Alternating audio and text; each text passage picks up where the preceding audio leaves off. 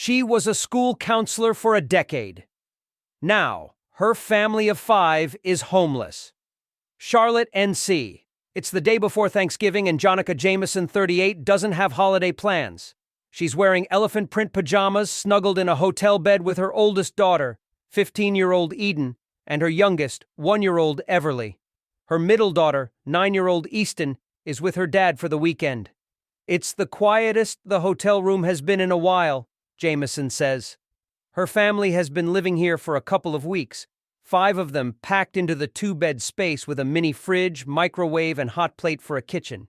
Each day, she and her husband, Tristian Harris, scrounge together what cash they can get to pay for the next night's stay.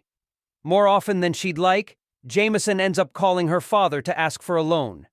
She has no idea when or if she'll be able to pay him back. They've been homeless for 14 months, ever since Harris's multiple sclerosis flare-up and Jameson's difficult pregnancy led into a jobless summer and eventual eviction in September 2024.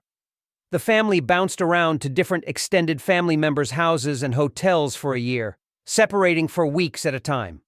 Jameson says she and Harris spent one night in the car with the baby.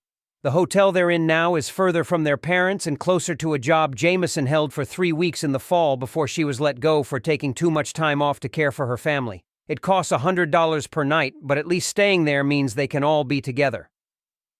Jameson gets a text from Eden's boyfriend's dad inviting the family to a Thanksgiving dinner the next day. Just the mention of her boyfriend's name makes Eden smile wide.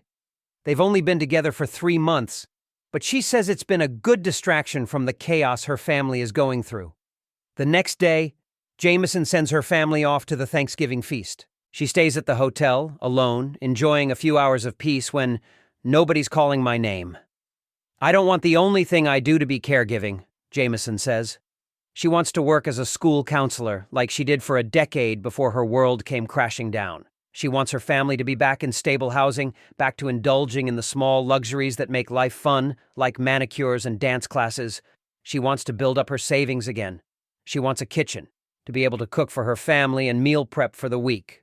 She wants Eden to be able to be a kid, instead of trying to be a little adult all the time, changing Everly's diapers and feeding her bottles.